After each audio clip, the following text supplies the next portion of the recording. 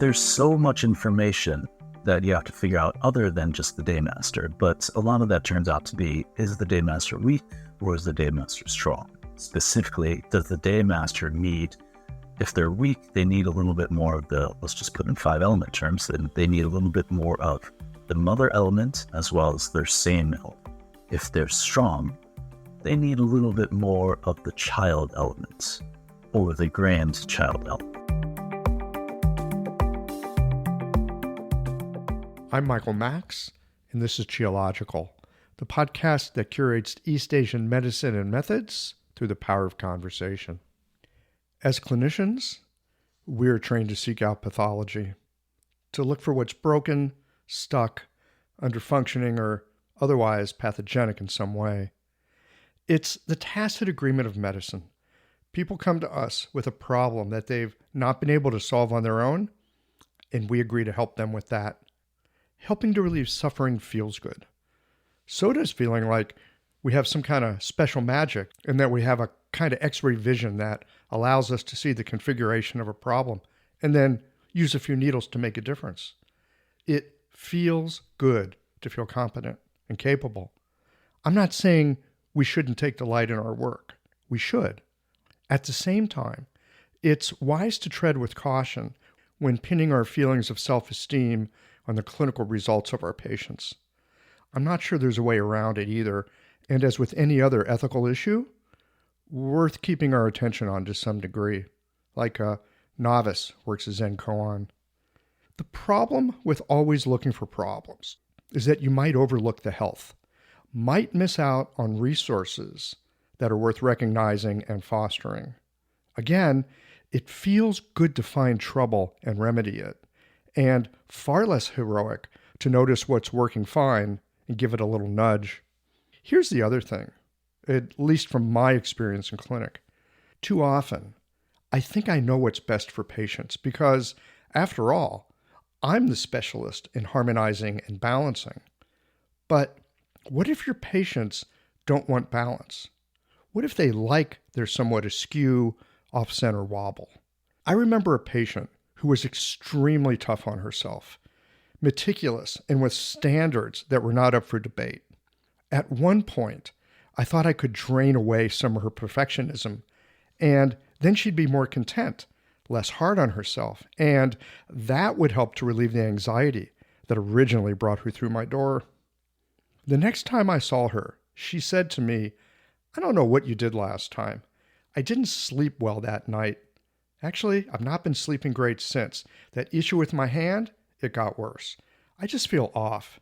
Whatever it was that you did, don't you ever do that to me again." That was a rough lesson. And what I learned was not put my idea of what I think is good for a patient onto them. My takeaway from this experience? Maybe patients don't come in to have you fix their wobble, but instead help them be better able to live with it.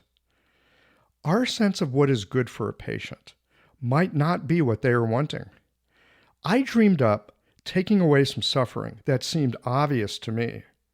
Turns out, that trouble was an important part of how my patient made sense to herself. Finding what's the right solution for our patients, I suspect it has something to do with their nature and how they make sense to themselves. That is worth respecting. A.T. Still, the founder of osteopathy, is credited with saying, "Finding the health is difficult. Any fool can find illness." I think, too often, I've overlooked the health, even though the tenets of Chinese medicine remind me to look for where there are strengths. I must admit, getting a certain amount of satisfaction from feeling like I'm capable of remedying my patient's problems. I could probably do with reading chapter 17 of the Tao Te Ching a little more often. It's about the influence of authority. The chapter that concludes with, "When the job is done, the people say we did it ourselves." Knowing something of our nature, I think it's important. It's important because when we know our nature, maybe we can better respect our patient's nature, especially when it's different from our own. Learning to perceive and respect our patient's nature, their character, that which makes them uniquely who they are? It's not possible to practice East Asian medicine without considering this vital aspect. In this conversation with Howard Chen, we explore the Bazi, and in particular, the role of the Daymaster, and how that is a kind of pole star around which our life orbits. It's essential to know who someone is before you can help them with the aspects of who they are that, at times, brings them consternation and trouble. Knowing something of your patient's character, as revealed in the Bazi, it helps you to better understand them and to be helpful. We'll get into all of this in a moment. Don't touch that dial. These conversations come to you through the generous support of our sponsors and members. Blue Poppy, your new one-stop shop, has speedy shipping options on everything that you need for your clinic. It's Women's Health Month at Mayway Herbs. Check out their new website for learning resources on helping women with herbal medicine. Are you a creature of habit? How about making a change that helps your patients and the planet with AcuFast needles? And later in the show, raising your fees doesn't have to be a difficult process.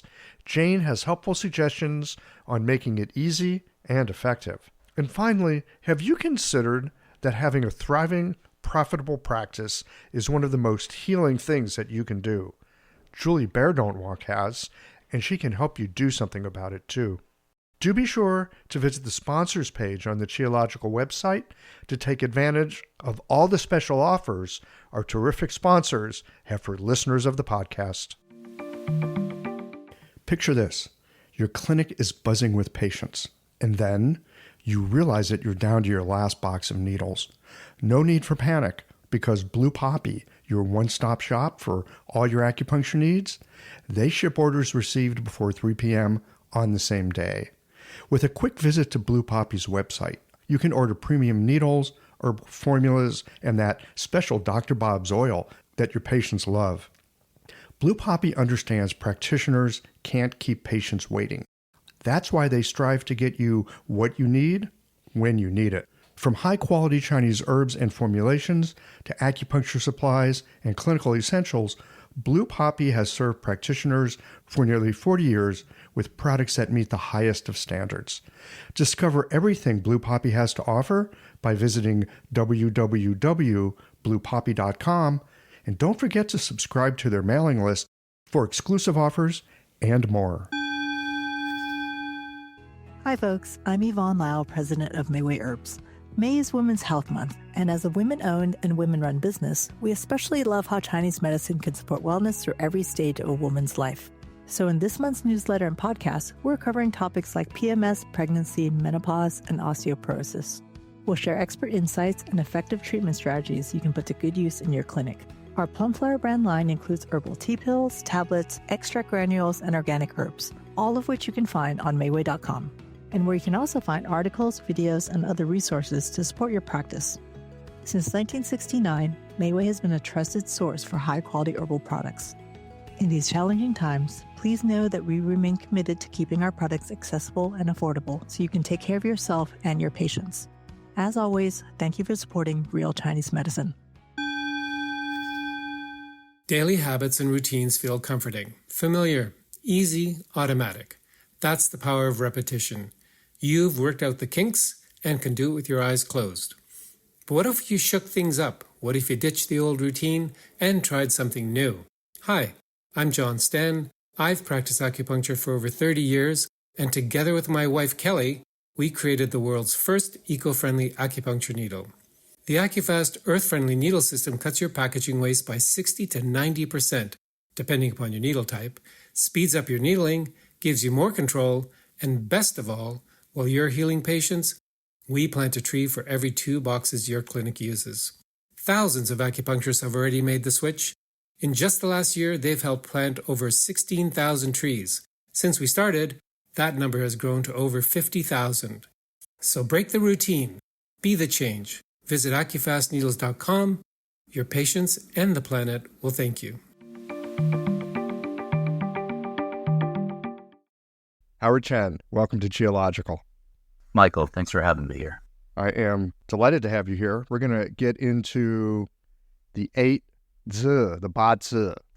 Yes, absolutely. I lived in Taiwan for a while.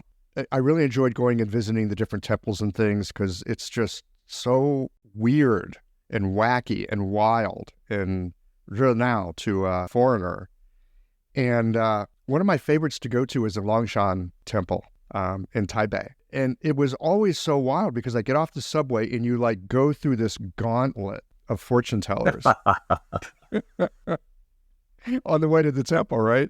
Absolutely. And they were doing all kinds of different things. And, I remember seeing there's all kinds of books. And in fact, there's books on like fortune telling and medicine. There's all kinds of stuff over there. And so, Chinese culture, as you well know, medicine and fortune telling and cosmology, and it all kind of it's one big stew in a way. Yeah, absolutely. It seems like something that is super exciting, but not necessarily relevant or tied into kind of our daily life in terms of, whether it's science or Chinese medicine. This seems very far removed. At least these fortune tellers in the subway station that are also selling you like massages and like trinkets, right? Exactly. But there are things like the Ba-zi, which you work with, that really can give some insight into people and what's going on for them. Yeah, absolutely.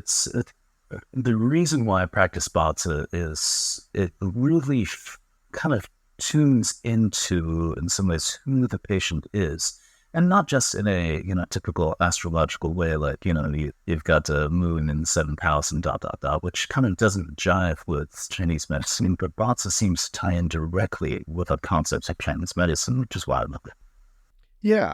Well, I mean, you were kind enough to do a chart for me, and we had a conversation previous to this one. And it's about stems and branches, which, that's a whole other topic. But on a more, I was going to say mundane, it's not mundane, but let's say on a more everyday level, it really looks at the interaction of the 5 phases. Yeah, exactly. And stems and branches is something that's not really covered in TCM education. It's something that people say, oh my gosh, it's stems and branches. It's a huge thing. But really, at its very base, it's just a way of timekeeping, or even further back, it's just a way of counting. And in fact, even to this day in Taiwan, they use the heavenly stems to count, to say like first, and second, third, fourth. And so it's still somewhat used in common parlance. I'm struck by the word timekeeping. Tell me more about time and the Ba-zi. Ba-zi is really all about time, right? Because Ba-zi, a character's, its essence is it's looking at a very specific time period, which of course is the exact time that you're born, the exact hour, the exact day, the exact month, the exact year. And so what it really is it's a snapshot of a time period. And of course, time doesn't stop. And so the rest of the Ba-zi chart takes a look at, okay, what is this particular snapshot's interaction with the rest of time in some ways, right? And so with this current year or the past year or the future years and hours and minutes. And time, it's one of those things, of course, that it's so difficult to nail it down and say, this time means exactly this.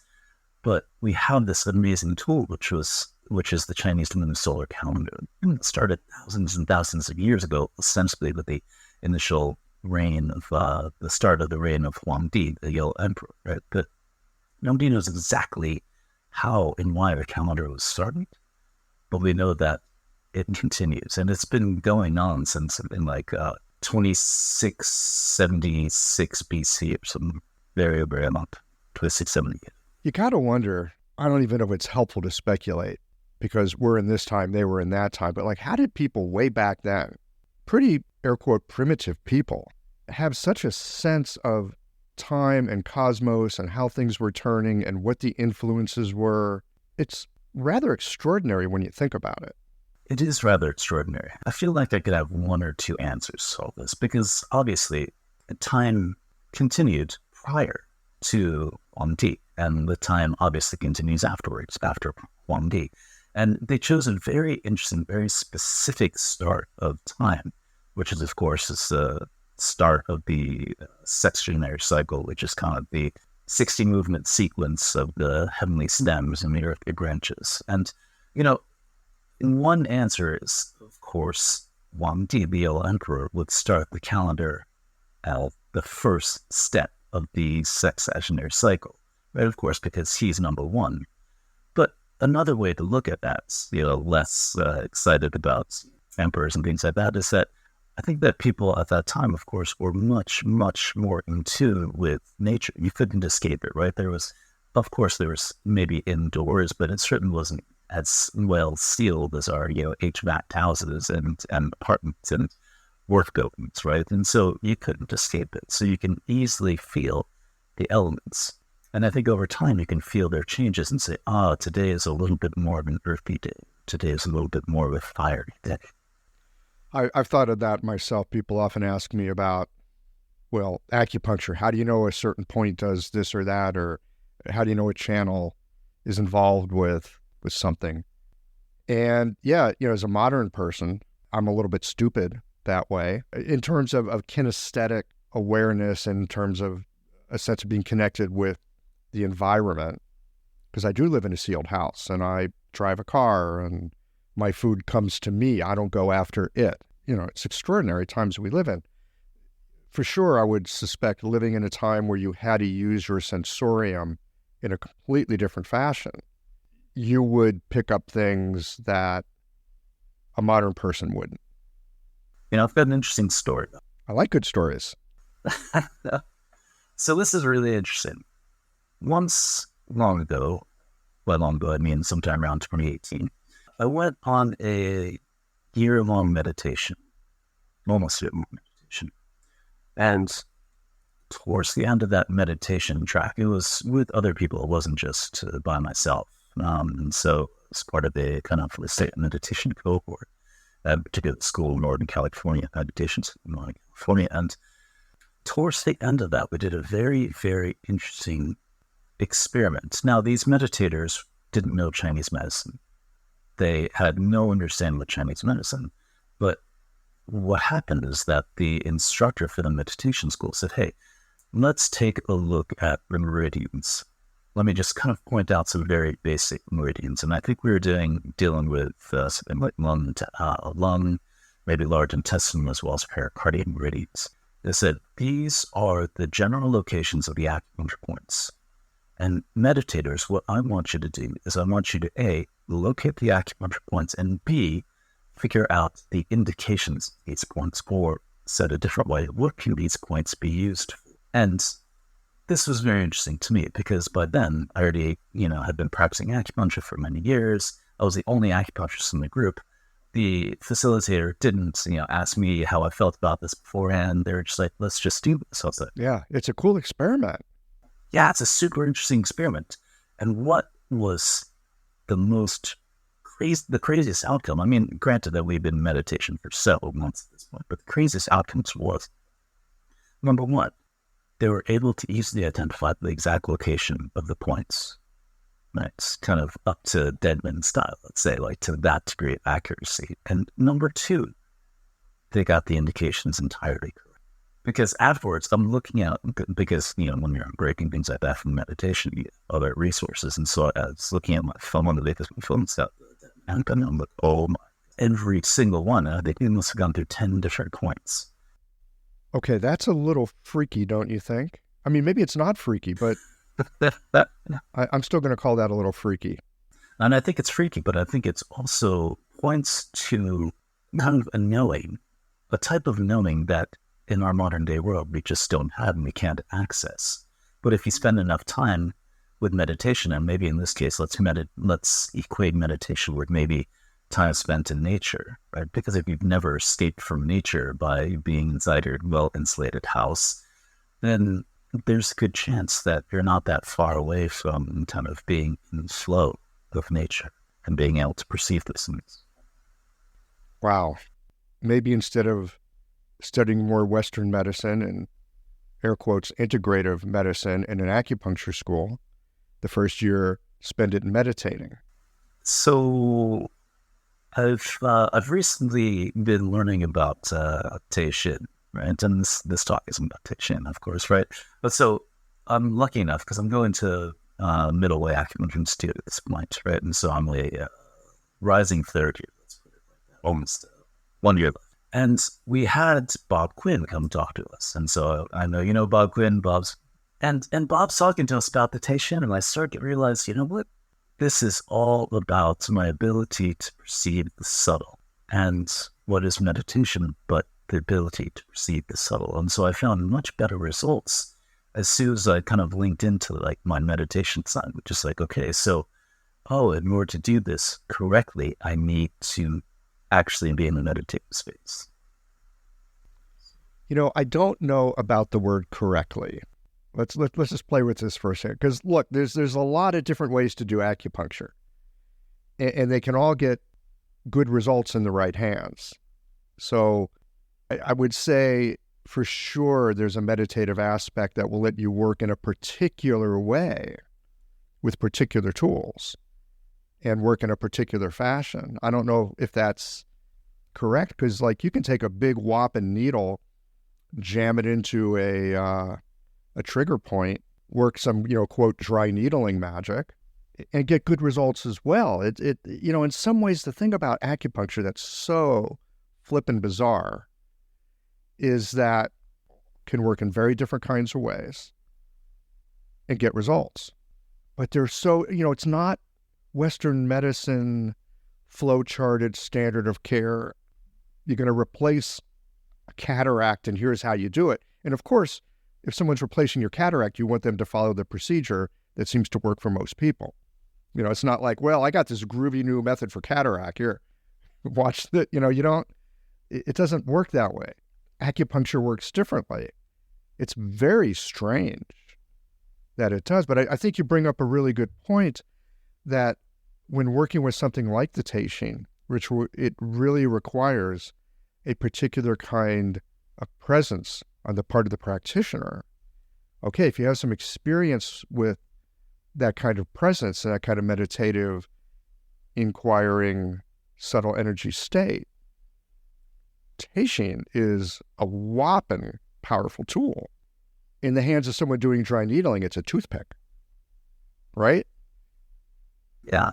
I mean, different techniques require different skills. And at least to me, the Teishin required a little bit more of let's just say, an intuitive sense or a spiritual sense in order to kind of feel that energy, as opposed to, I've put the needle in, I feel the muscle twitch because I've deactivated the motor unit. Yeah.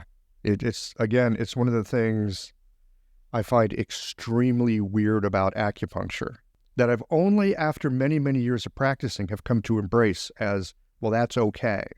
I've spent a long time trying to de-weird acupuncture.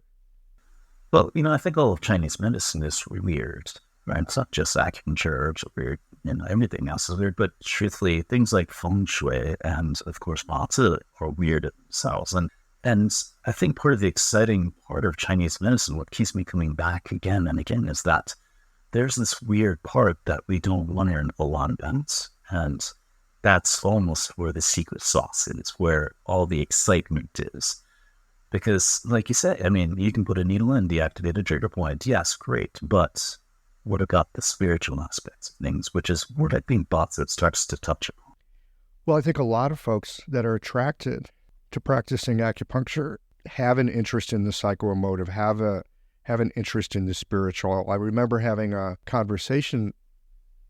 It's funny, I'm saying conversation. It was a little exchange on Instagram, but that's how people have conversations.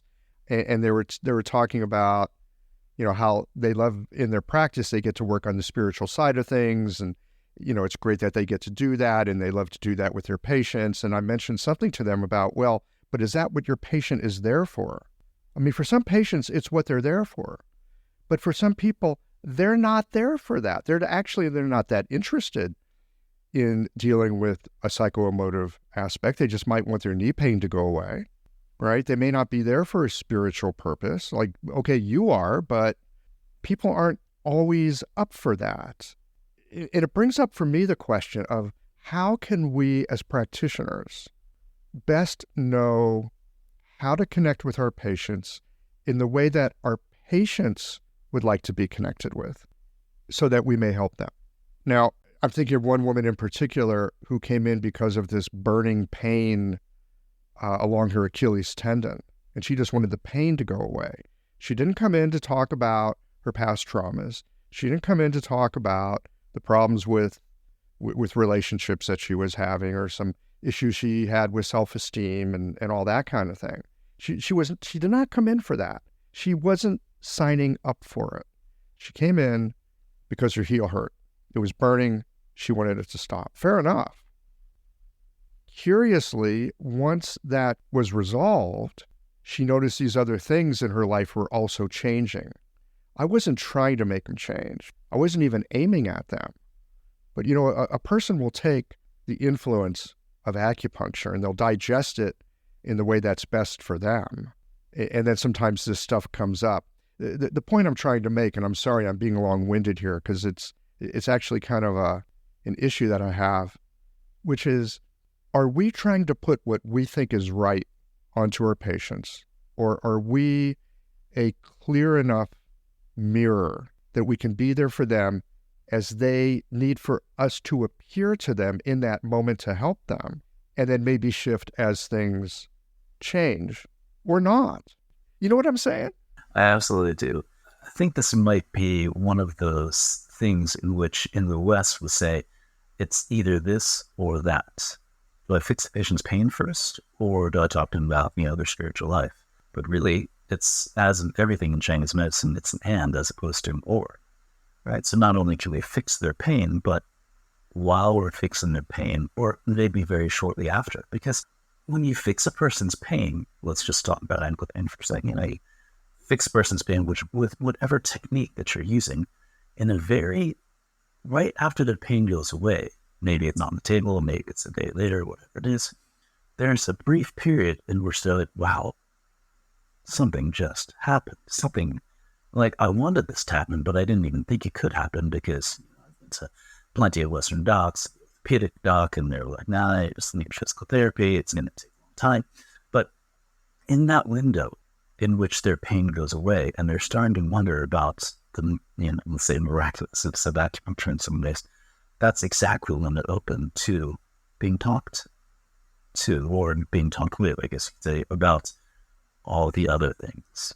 Right? And that's often when I find kind of the window, the opportunity to speak with my patients about things that are just a little bit more esoteric than, my ankle pain just went away. This episode is brought to you by Jane, the clinic management software that honestly just makes running a practice easier. Let's dive into something that's never easy, but sometimes necessary: raising your fees. It can feel awkward, right? But here's a tip that can really help. Consider offering flexibility to your patients as you introduce the change. When patients face new fees, it's natural for them to feel uncertain or concerned. That's where flexibility can really make a difference. Offering options like a phased increase, suggesting a payment plan, or even taking a moment to talk things through can help to ease the transition. These thoughtful gestures show your patients that you're listening and care about them, which strengthens the trust you've worked so hard to build. If you're looking for more ideas on how to navigate these kinds of changes, head to frontdesk.jane.app and check out the article, How to Tell Clients You're Raising Your Fees. One last thing, if you're ready to give Jane a try, you can use the code CHEOLOGICAL for a 1-month grace period on your new Jane account. Again, for me, if they're open to it and they're inviting it, I feel like when it comes to the psychoemotive and the spiritual, I always want to tread really carefully. It's such tender territory, and at least for me, because I feel like I'm clumsy in those domains. It's like I don't want to go out and like step all over some beautiful little flowers in a meadow because I'm kind of a doofus, right? I want to be respectful of what's there, and so I'm waiting for them to invite me in. I think that's the way to say it. I'm waiting for them to invite me in. If I'm invited in, I will respectfully follow them, so to speak.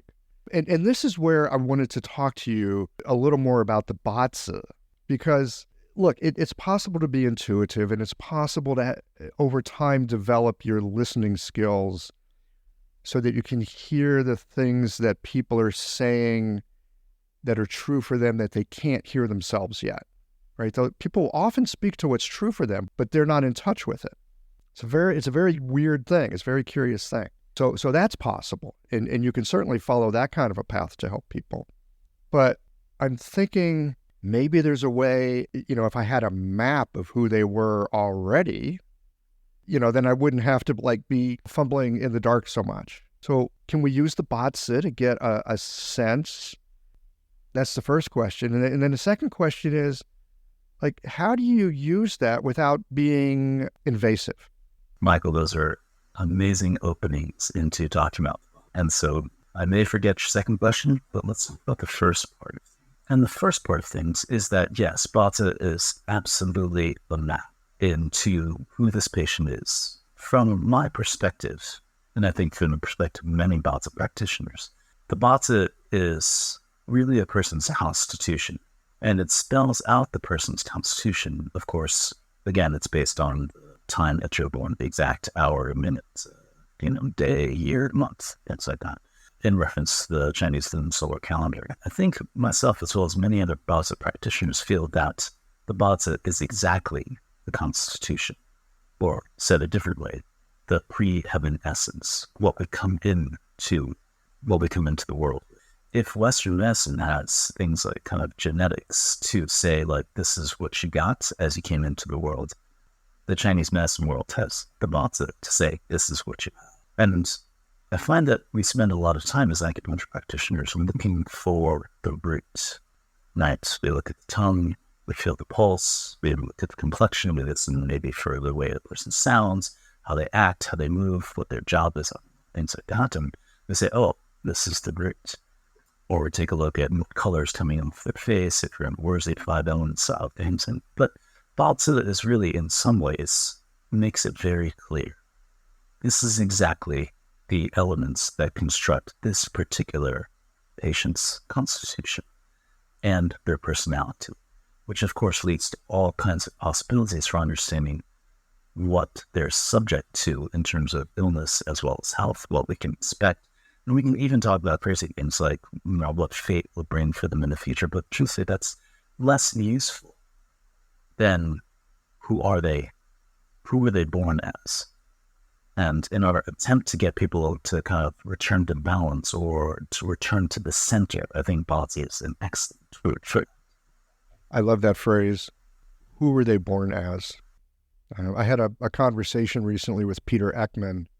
He's very keen on looking at what he calls constitution and condition. A condition is when you are away from your constitution. Your constitution is your health. That mix of what you got, that's your foundation. Things that take you away from that, it kind of weakens you. And things that help support that strengthens you. And these are things that we can calculate through the Batzi, kind of in a very simple, is this particular element of the 5 elements or 5 phases, however you want to say it, is this beneficial for you or is this not beneficial for you? Is this bringing you closer to center or closer to who you should be or who you're born as? Or is it detracting? Is it pulling you further away from who you should be? Yes. So to get personal here for just a moment, because again, you and I had a conversation last week. You're very generous, Batzi reading. I so appreciated it. So much fun to dig into this stuff. And there was something very interesting that you said. I can't remember the exact words. I should have written it down, but I didn't. I've got a lot of earth, and one of the things I'm lacking in is metal. And you were talking about, I can't remember the exact phrasing, but that there's things that you can do or things that I could do or that I might do that are an attempt at giving more into the metal so that it's strengthened. It's sometimes I could act a certain way because it's actually beneficial to what my makeup is. I can't remember the exact way that you phrased it, but I'd never heard anyone say it before quite the way you did. So am I making sense here? Can you explain to me what you were talking about for the listeners? Yeah, absolutely. So just a little bit of context. In about the sense, you can, let's just say, when I'm looking at a chart, I'd say that, your chart is slightly weak, which means that you're deficient on these elements, or maybe you're slightly strong, which is that you got just a little bit too much of these particular elements, right? And so to be personal about you, you have a little bit too much earth, which means that you need a little bit of metal to balance things. If we say it in a very common parlance, it's like you have an excess of a specific element, and so maybe we should tonify the child to, let's say, deplete or kind of take a little bit of the energy away from the mother. But I think what you're referring to during our conversation was basically the concept that people do things to try to balance themselves. And we often do it subconsciously, right? But, we do something such as, let's say you need more wood, let's say you need more movement in your life. Well, you'll be more excited about getting out there and getting some exercise, right? Or maybe you need more in your life. And so maybe you will be drawn towards creativity or things that allow you to connect with other people. And in your case, maybe you need some more metal. Maybe you need some more kind of structure or logic in your life. And so maybe you'll say, oh, I really kind of like to tinker with things. I really like to work with tools and, maybe electronics or whatever it is. I just want to figure these things out. And maybe I just kind of want to figure out Chinese medicine, because there's got to be some type of rhyme or reason. So I'm just going to talk to a whole bunch of people to help me figure this thing out, because it's kind of what Geological Podcast, at least to me, sounds like.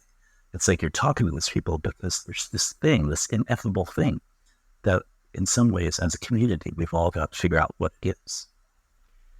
So this piece about maybe we've got an excess, and so we need to give something away to that next phase of the generative cycle. I mean, we do acupuncture treatments based on that, right? That's your 4-needle technique in essence, right? Or an aspect of it. Very common way of thinking about tonifying. And, I think about the trouble I've gotten into at times, or the trouble I see my patients getting into, because we're actually trying to create some kind of a balance. And from a Bazi, Wuxing perspective, looking at the phases that, are perhaps troublesome behavior, might actually make sense. It's just that it's maybe misguided. Yeah, there's some very famous studies out there, specifically dealing with adverse childhood events, that talk about the behaviors that we do. Well, actually, it might be adverse childhood experiences, sorry. Anyway, but it talks about the behaviors that we do are an attempt to balance us. And so as an example, let's talk about something very basic like smoking. We want our patients to stop smoking. We're like, hey, it'd be really good for your lungs if you didn't smoke. Could you please stop smoking? And the patient says, well, doc, I'll try, but I got all kinds of things going on. I'm really stressed right now. And we ignore that because what they're really saying to us is, hey, doc, smoking is doing something for me. Or said in a different way, that smoking is helping to balance me. 100%. 100%. I've had people plenty of times call me up. It's like, do you do that smoking cessation treatment? And it's like, well, I always ask them, do you want to quit? I'm like, oh yeah, of course I want to quit. That's why I'm calling you. Do you want to quit, or do you want the acupuncture to make you quit? Well, I want the acupuncture to make me quit. Like, well, here's something I learned about acupuncture over 20 some odd years. Acupuncture will not make you do something you don't want to do. At least that's been my experience. But Howard, it really gets to your point. It made me learn to ask the question, what is the upside of smoking for you? Like for some people, the upside of smoking is, I'm stressed out. I don't like these people I work with. I can't smoke at my desk anymore because it's not the 1970s. But I can get outside for 5 minutes and I got a cigarette and nobody is going to mess with me. I got 5 minutes of a cone of silence. Wow. That's important, right? Why would you want to take that away from someone? No, I mean, as a Western doc, as the biomedical doc, I have to almost give it to the tobacco companies because they came up with the perfect drug. Because what other drug is easily available? It's everywhere, right? And it works within seconds. And yes, it has side effects, but those side effects are gone. We don't care about those side effects right now because I really just want to be chilled out. And I know it's dependable. As soon as I take a drag from that cigarette, Give me 5 seconds, not even a minute. Give me 5 seconds, and I'm going to be more chill. We have no other pharmaceutical that works that well. That is like instant qigong. Yeah, right, in some ways. Instant meditation, if you think meditation is for like relaxation, right? I mean, that's the other thing. When do most Americans actually pause and take some deep breaths? You do when you smoke, right? Yes, you do. Got to get it all into your lungs. I had a guest on the show a little while back who had a patient who cut on herself. She's one of these people, anxious, and she'd cut and she'd feel better. And of course, everybody in her life is saying, don't cut. You got to stop cutting on yourself. Cutting's a bad idea, right?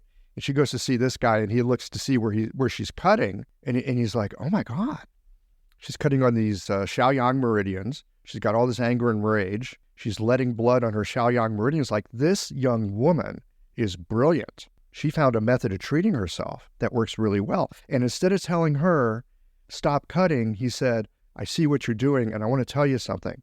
I'm not going to tell you to stop because I think you're brilliant and it can be effective. Would you like to learn another way of getting the result without the cutting? That's excellent. Cutting is such an interesting thing to talk about. I mean, I can go on for hours about Oh, we might need another podcast to talk about that because that is interesting. But the point I want to bring it back to is sometimes people do find solutions for themselves, but the solution is also a problem. Right. It doesn't mean that they have good solutions, but it's a solution. It's kind of like using your wrench to bash a nail because you just need something to get the nail into the piece of wood. You're like, this is completely not the right tool to use, but it's all I got. My 8th grade shop teacher, Mr. Bicel, one of the great spiritual masters in my life, I swear he must be one of the great, he's like in my pantheon of like brilliant dudes. He would always say, it's like I always remember this phrase. It like follows me like a damn mantra. Right tool for the right job, boys. That's exactly it. But sometimes you don't have the right tool, and that's why you turn to things like cutting or smoking, these behaviors, because that's all you got. All right, so what I remember of your second question is, how do you use Bata in a way that in some ways it's not invasive and that you're invited in rather than kind of offending a person in some ways? Well, or thinking I'm some super smart shaman and, I'm going to, like watch me pull a rabbit out of my hat. I've got your Bata chart here. I can see where I got leverage. So like watch me do this. Well, I tell you, Bata kind of makes you into the super smart shaman, but that's far and beyond what we're talking about here today. The most important thing is that what I try to do with my patients is sprinkle little things in. So as an example, let me give you a scenario and kind of a real world scenario. I've got plenty of watery patients. When I say watery, that their day master or their main constitutional element is water. And they, to a T, struggle to be on time. Let me describe the water problem with being on time. Number one, they're in their own kind of watery world, and like there's so many very interesting things to look at because when you're under the water, what isn't there interesting to see? Like there's starfish, there's little plankton, there's all kinds of weird bacteria, there's all kinds of great things to see. Why would you poke your head out of the water to be like, oh, it's the land? Well, I got to be somewhere. That's not very exciting. I'd rather keep looking in my octopus. But they get caught up in their watery world, and they completely forget what's going on. And so let me rephrase that. They are very excited about the things that are in front of them or that they're seeing, they're looking at. They get distracted, and all of a sudden the time has already flown away. So your watery patients, and this is how you identify them in clinic, they show up characteristically very late.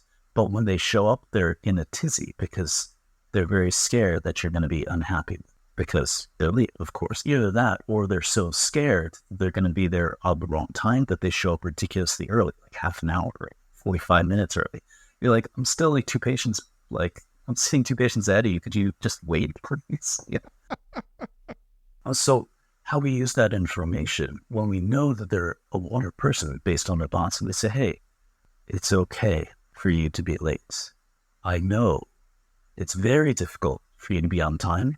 I'm not going to tell you to be on time because that's just going to give you more stress. I want you to be late, and I will build it into my schedule for you to be late. So this is, of course, if you're working as a solo practitioner, not in a practice, not having a hospital overlord that tells you what to do, that kind of stuff. So, and once you open up that window, the patient will say to you, How did you know? And that's your opening. I'll say, oh, it's because I looked at your chart. They're like, tell me more about this chart. I like that. Howard, man, thank you. How did you know? That's the invitation right there, isn't it? How did you know? And you do the same thing with all the other elements. Like, as an example, you do the same thing with your wood elements. Like, all right, Jim, I know you're super frustrated and angry. It's cool. Let's talk about it. Right? Or, I know you just got to go. You've been on the table for 5 minutes. And normally, Jim, I leave needles in for, cycle chi, which is like, almost 30 minutes. Like, okay, that's what I usually do. But I know you. So, Jim, I'm going to let you go. I know it's been 5 minutes, but I know you got all what you need and you have to go. And in order for you to lie on the table for the rest of the 30 minutes, it's going to completely reverse all the things that we've just done because you're just going to be tense, unhappy, frustrated, and in a rush. So I'm taking your needles out after 5 minutes. See you later. Wow. I think about the patients I come in and like 3 of their needles have landed on the table or the floor because they fidget. They can't stop moving. No, they can't stop moving. No, they can't. Those are your wood people, by the way. Okay. Yeah. No, I see it. Thank you. They're the ones who are like in class. They're the ones who are sitting down, standing up, fidgeting, twirling the pen, or like, moving their feet a lot. It's like they can't sit still. Those are your wood people in class. Same thing with your patients. Want to hear about the fire people? Yeah. Tell me about them fire people. All right. First of all, fire people know that they're fire people. And ask anyone who's fire, and they'll be like, yes, anyone who has a constitution of fire, a day master of fire, a root CF of fire, they will know. They don't even have to know Chinese medicine. Ask them, are you a fire person? They know it. But second of all, yeah, hell yeah, of course, right? I've got emotions, I've got passion, I've got excitement. How could I not be a fire person? Right? And the thing about the fire people, just in general, is that they have a story for you, or me, or whoever, right? You have to let them tell your story. And I don't care how long it takes. So with your fire people, you need to give yourself more time. Your wood people, they don't want to talk to you. They're out of here, right? They're like, I've got knee pain and I've got an appointment in 30 minutes. Fix it, and I'm going to do it.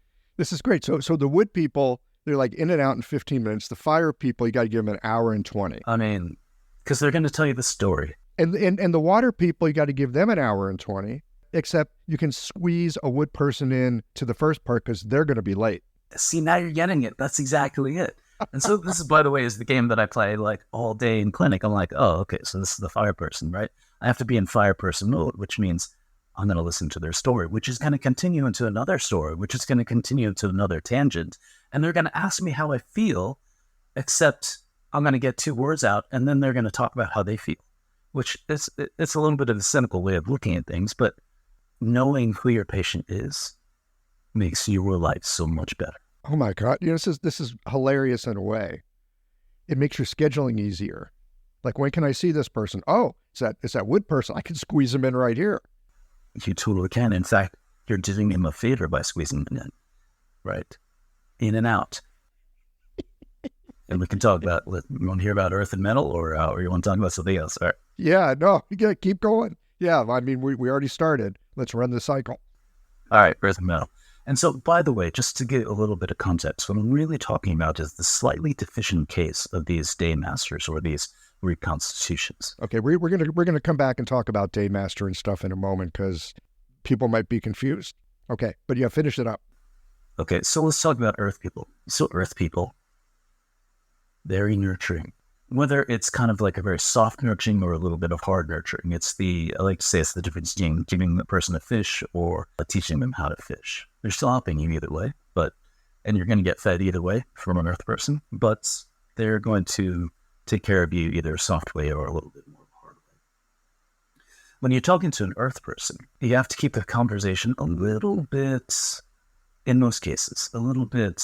You got to get through the pleasantries at least. If you don't do the pleasantries, it's not going to go well, right? You have to be like, hey, how's your day?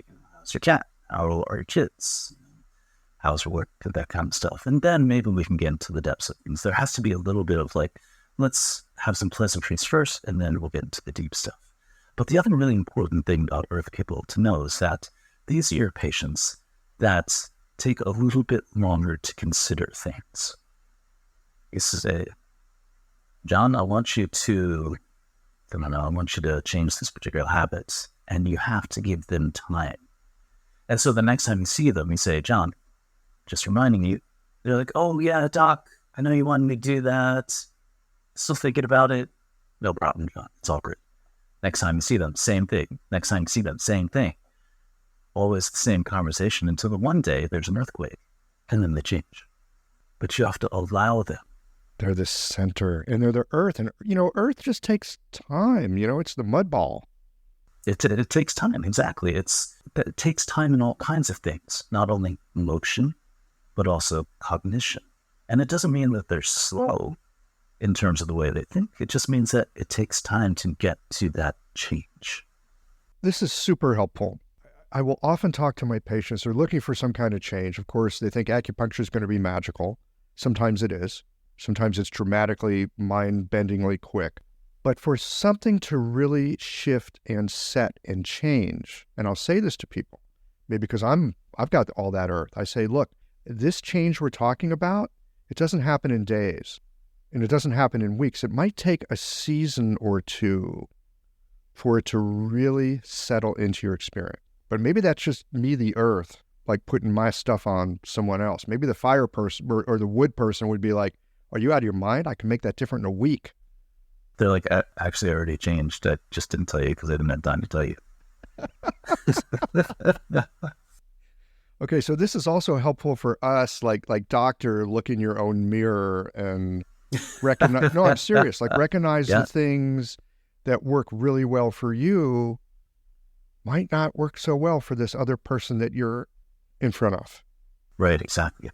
And to bring this into a little bit more of a healthcare field of things, it's like if your earth person has all of a sudden made a lot of changes, now you're suspicious because something weird is happening because they move too fast.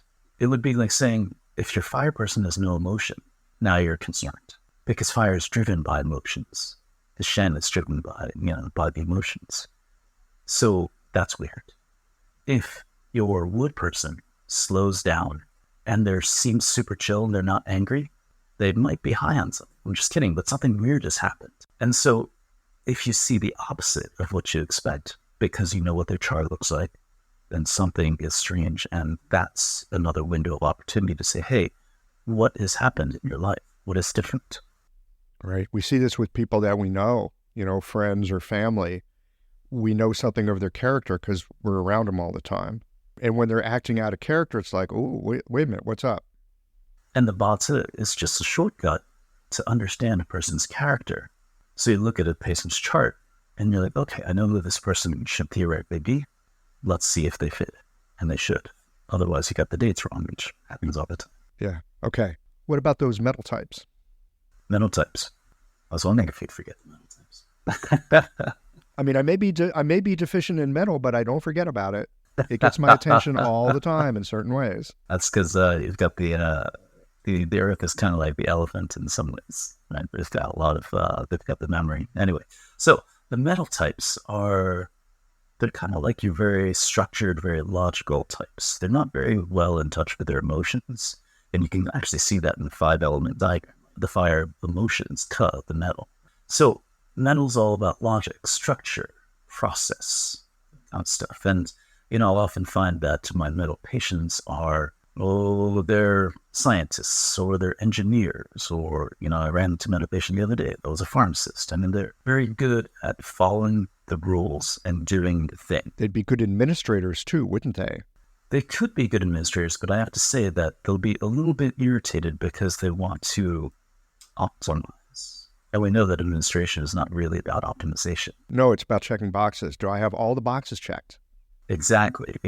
And keeping stability, because if it's not stable, if your processes are different, like let's say we want to go apply for new license plates at the, at the DMV, it's like a whole new process since the last time you applied for license plates. It's confusing. So administration has a job to keep everything stable. Sounds like Earth, right? But doesn't the metal like that stability? You said it's... The metal likes the stability. The metal likes kind of the rules because it knows how to operate. It knows... Sometimes I like to think of metal like a computer. Like If the electrical tracings go in the correct places, then the computer knows what to do. If the circuit board runs the way it's supposed to, great. But if the circuit board is too watery, then the electricity goes everywhere and, well, it doesn't go well for the computer. So as long as they have rules, they're able to optimize those rules and figure out the best way to go. Having a thriving, profitable practice is one of the most healing things you can do as a healthcare practitioner. Because a robust business is the ultimate expression of vital chi, and that's the heart of our medicine. I'm Julie Bairdontlock, and I help practitioners grow nourishing, profitable, authentic businesses that embody the generative cycle of Chinese medicine. This isn't about all yang all the time.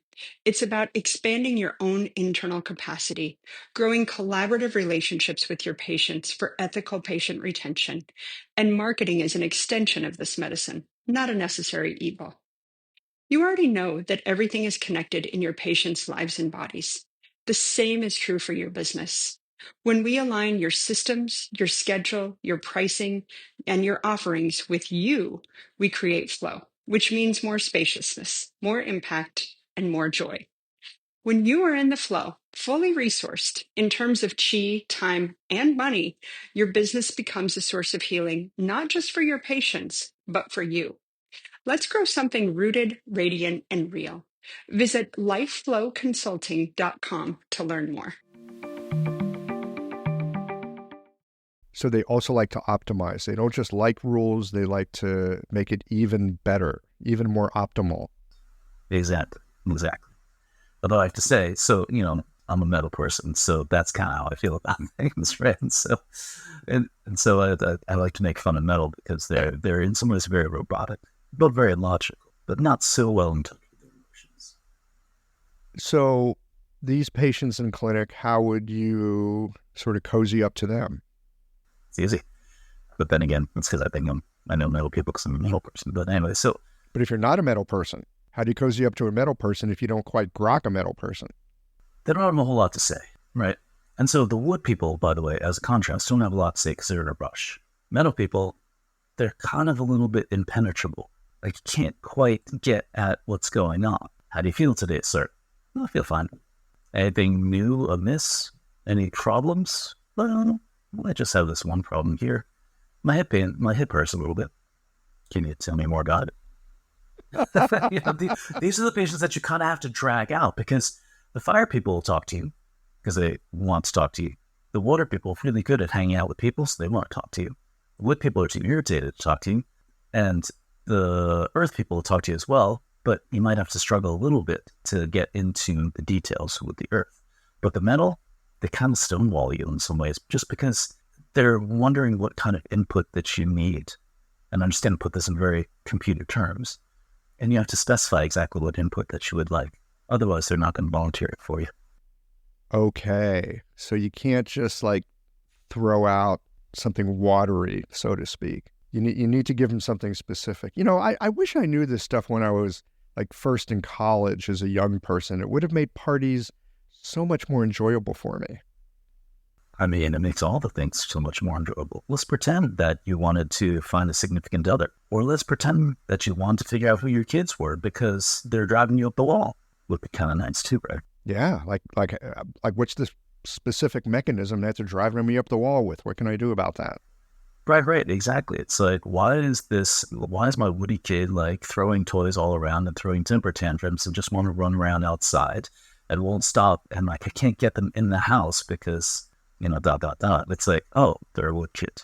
Well, that makes all the sense in the world. They need to run some more. Okay. This is great. I didn't realize that Botsa could help me with scheduling patients and my first beginning interactions. I can see how this would be useful. Talk to me a little bit. You've used the term daymaster. So what's the daymaster? What are the things that we're looking at? I mean, there's 8 Z. So break it down for us a little bit. Go kind of metally on me here. Okay, sure. To be specific about things, the year has 2 characters.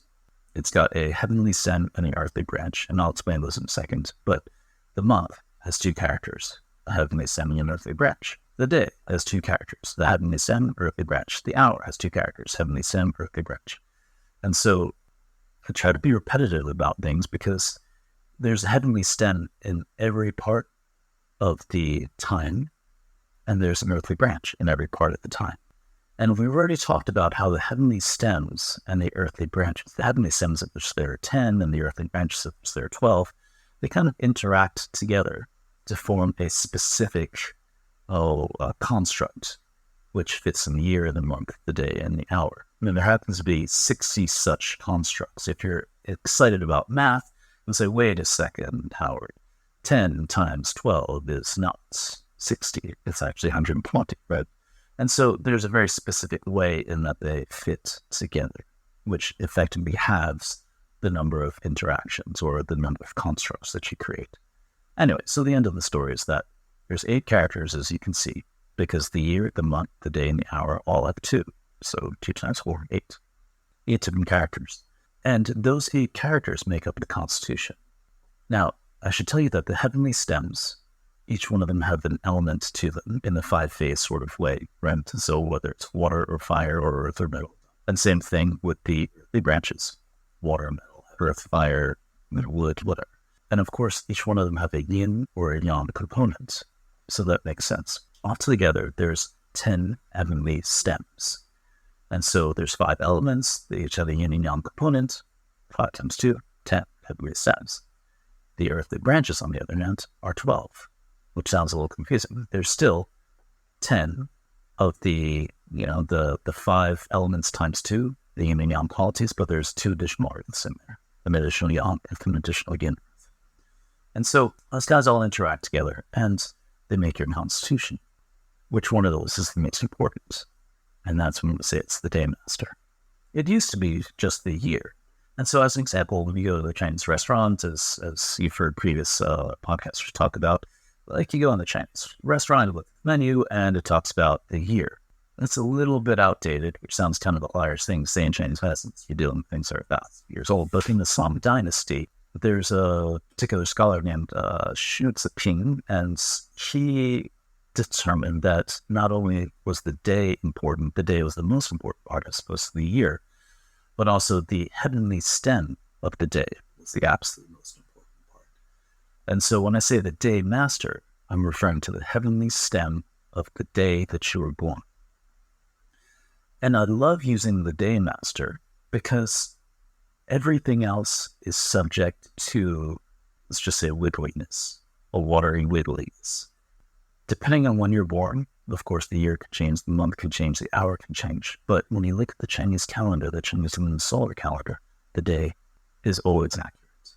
And if I had to pick absolutely just one thing to look at, I would pick the day master every single time, the heavenly stem of the day. And that would give me the very very basic constitution of a patient. It'd be like saying this person is a Sagittarius. And I can say that because, I know when they were born, but in this particular case, we can equate that with the day master. Okay. It's like saying this person has O negative blood.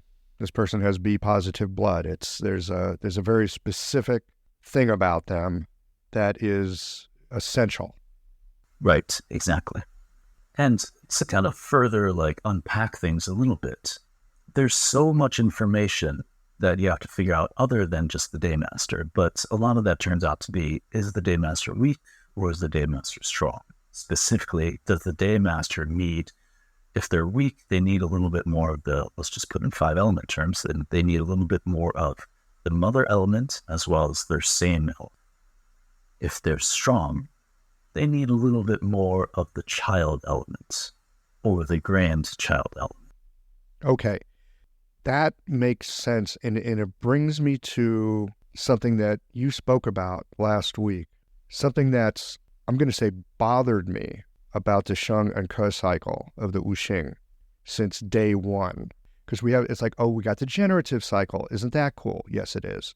We have the controlling cycle. Isn't that, useful? Yes, it is.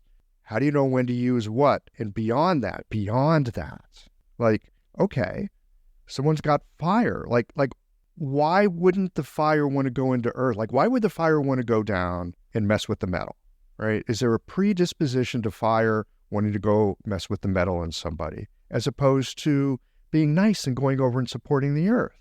And I've always wondered about that. Like, we got these phases, and they kind of have a sense of personality and a sense of agency almost, in a way. At least we talk about it that way. But like, in a person's chart, wouldn't a particular phase have like a tendency to want to go in a particular direction based on the rest of the Constitution? Absolutely. Michael, I gotta say, you gotta stop asking us questions that you're not supposed to ask. But That's my job. these are the questions that, like, we don't ask. And part of the reason why we don't ask is there's not an answer, at least in one frame of reference. But if we look at the Botza frame of reference, it does give us an idea of whether or not this element is more likely to go into the Ka cycle or the Sun cycle. So it's, in either case, we would like to say that in general, there should be a 50-50 chance for any particular element to go into the Sun cycle or the Ka cycle. But in practice, in reality, that's not exactly true. And once you see the Constitution, you can say, oh, right, this element would rather go into the Ka or the Shun as opposed to, the other one. And so it's pretty plain in Botza. Howard, I think this adds, for me, it adds the possibility of looking at somebody may have a particular tendency. If I understand the tendency of how their phases like to interact with each other based on their constitution, then it can help me in deciding in terms of treatment. Oh, well, they kind of like going in this direction, and that's actually useful for them in this situation. Oh, good. I'll just go with the flow. Likewise, maybe I see something, it's like, oh, this is actually a problem that it's going in this direction, and that they want it to go in that direction. They have a tendency. Now I need to really go in and intervene. Maybe that means dispersing something I would have not otherwise thought about dispersing, or tonifying something I would have not otherwise thought about tonifying. Does that make sense? Am I following this? Absolutely, Michael. Yeah. So the base idea is that every person on the planet is trying to harmonize themselves. But we'd love to believe that, right? Like, this is why you go see the doctor, because you want to, get better, right? Whether it's Chinese medicine or Western medicine, doesn't matter. You're just trying to get better. And this is why you do the things, because it harmonizes you. It makes you feel better. Even if it makes you a monster, you're still attempting to harmonize yourself. Right, exactly. And so you can look at anybody, politics as an example. I'm not going to go there, but you can look at anybody and say, oh, they're acting this way because they're trying to harmonize themselves. It's benefiting them. And maybe for them to harmonize themselves, they need more power, or they need more, more money. And you can plainly see that in their chart. And so I guess what I'm trying to say is that once you understand the Botza, and I'll give you a very, very easy way to understand in a second, but once you understand the Botza, it really makes you understand human beings much better, and it increases your compassion for everybody that you're dealing with, because, oh, yeah, I get it. They're a wood person trying to harmonize themselves, and yeah, they're getting angry, but they don't have any better tools, and that is the movement that they need. That provides, the ability to move their stuck liver energy, if you want to put it that way. So whether it's anger or exercise or whatever, they have to figure out a way to do it, to move their energy. As we're having this conversation, I'm having the thought float through my mind that there's something incredibly healing and connective about the experience of, oh, I see you. I see you. I'm not judging you. You might even be doing horrible things, but oh, I see how that works. Oh, I get it. I get you. It would really increase a person's empathy, I would think, to just be able to be in that moment. I know it does for me when I can look at someone and go, oh, I get it. I see how that is for you. I don't like what you're doing at all, and nor do I agree with it at all, but I see it. I get it. Yeah, I can see from your perspective why you're doing this. And this is why your patients come to see you again and again, because you know them better than anybody else. And how many patients do we have that say, hey, you, Chinese medicine doc, you know me so much better than my, biomedical doc. That's why I keep coming to see you. It's not necessarily because like all my ailments are fixed. It's because you know who I am. There's a kind of openness to knowing and seeing. And these are the things that you can, like I said, you can kind of like mention to them off the top of your head. Like, hey, John, fire guy, I know you've got a lot of intuition. I want you to use it. I want you to stop fighting your intuition. I want you to be like, all right, I'm going to pay attention to it. Or water person, hey, you know what? It's really a bad idea to isolate yourself. You need to talk to other people. And in addition, water person, I know that you need a lot of sleep, so it's okay to sleep. So you need like 10 to 12 hours a day? Stop judging yourself. That's what you need. It's cool. We talk a lot about compassion in the healing trades, at least ours. And often I have conflated compassion with kind of tolerance for people being who and how they are. But what I think I've left out of that is a kind of understanding of who and how they are. I'm just like, okay, you're like that, okay, like whatever. But that's a little bit incomplete, because again, I'm back to something I just said to you, and thank you for this, because I really take this away today. Being able to sit in that experience of, I see you, that's different than, you're different than me, I don't quite get you, but I'm a compassionate person, so have at it. That's a different thing. And it's one of those things which brings you so much closer to your patients. I closed up my practice, my kind of personal practice, to go to Chinese medicine school for a few years. And I still have plenty of patients that come see me because they're like, Dr. Chen, and as well as you do. And please continue to see me.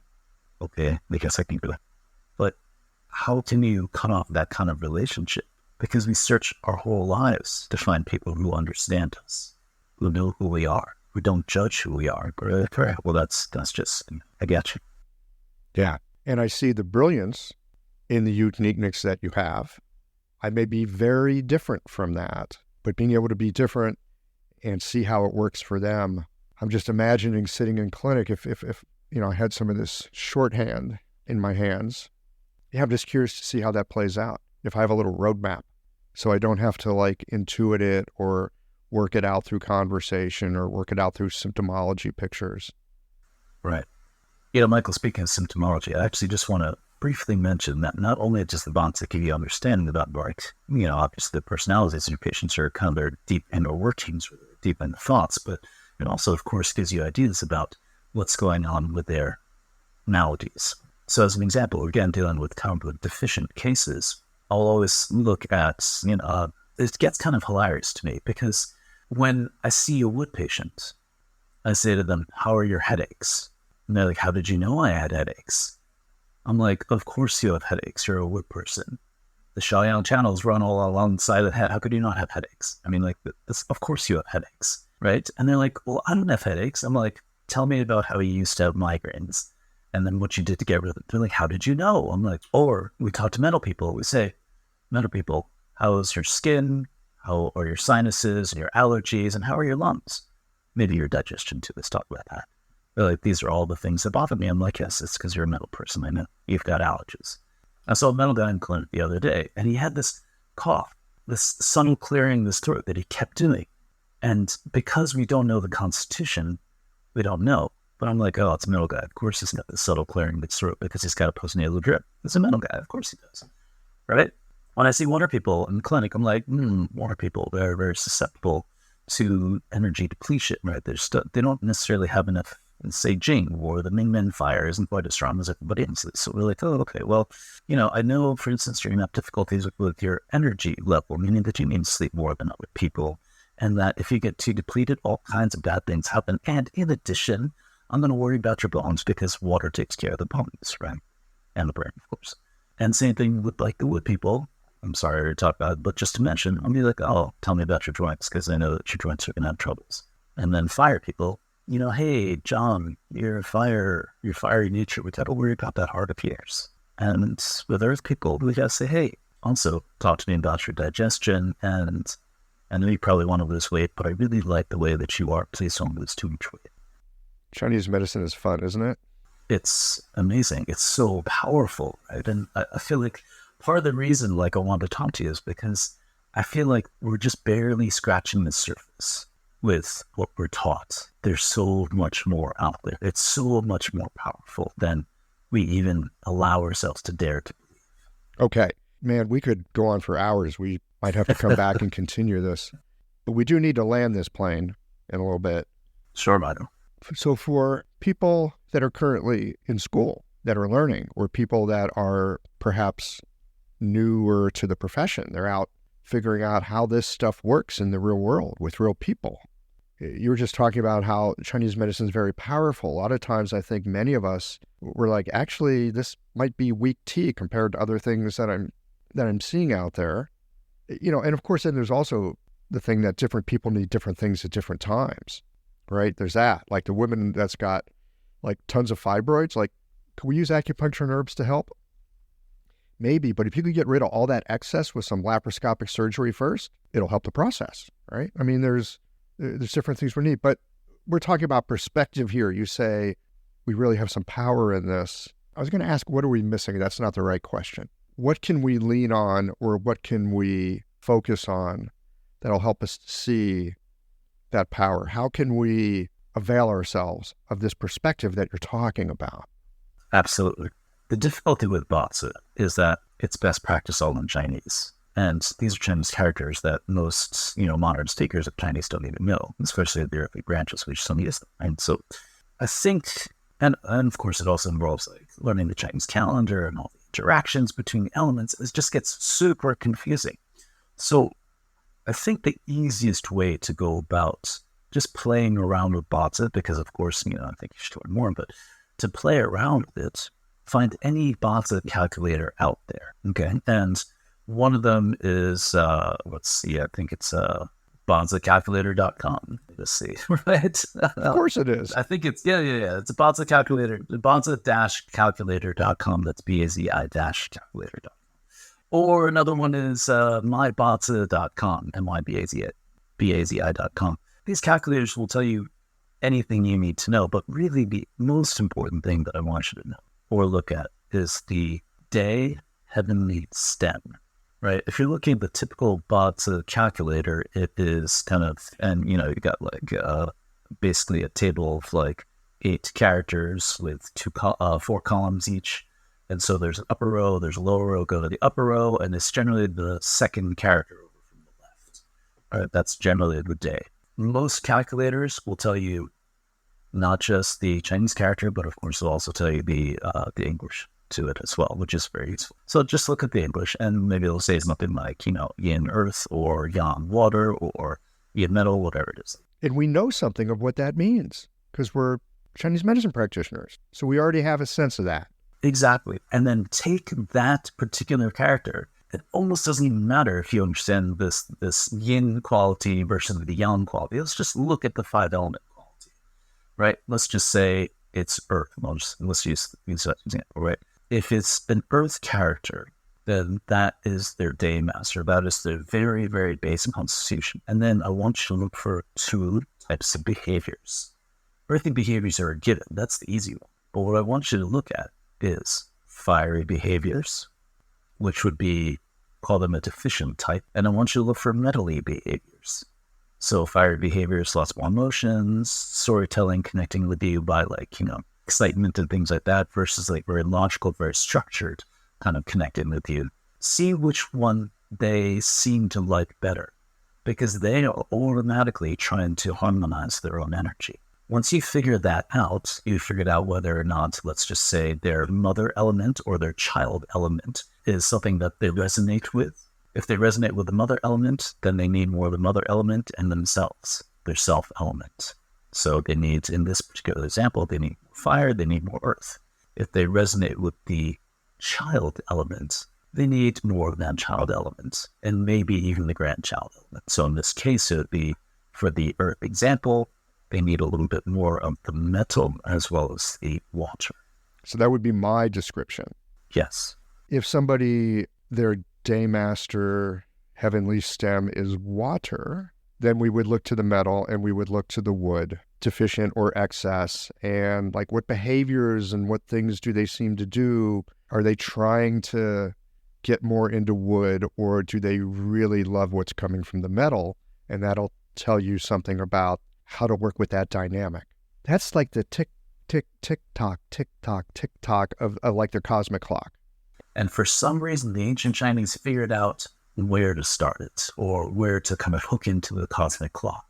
I don't know how they did it. They probably did it in a very intuitive way, just like we talked about kind of the meditating and figuring out the indications of the acupuncture points and the locations. So I don't know how they did it, but we got it. Okay. Yeah. Well, Howard Chen, this has been a blast. And thank you so much for joining us. If people, I mean, you're busy in school and stuff, but I know you do bots. I mean, you do readings for people and all that stuff. I mean, can people reach out to you? Yeah, absolutely. I had an old physical place called the Chen Center, and it's gone over virtual now, so it's called the thechencenter.com. Try to keep it easy because my last name's Chen. All right, that's easy. This has been a blast. Thank you so much. Thank you, Michael. I really appreciate your time.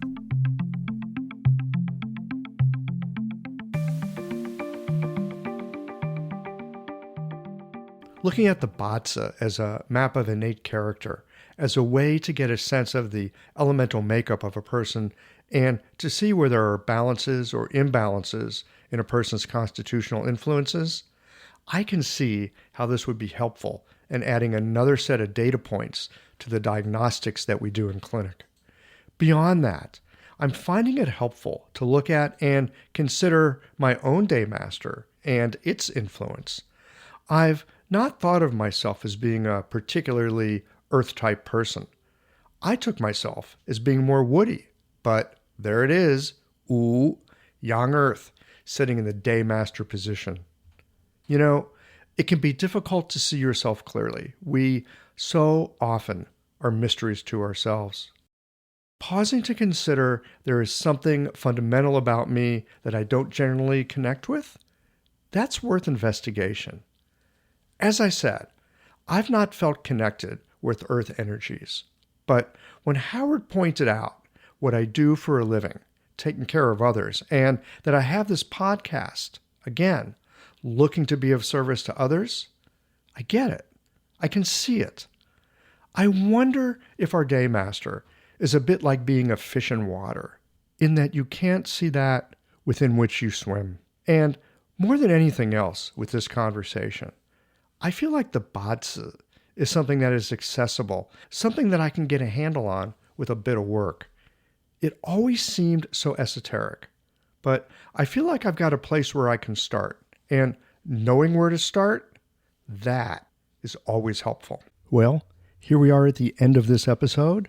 If you've listened up to this point, you're either a rabid fan of Qiological or the forward button on your podcast player stopped working. If you are indeed a fan of the podcast, you can help us to bring new episodes to our community of practitioners by supporting us with a membership or a one-time contribution. Details, of course, are on the website. That's it for today, friends. Join us again next Tuesday for another thoughtful episode of Qiological.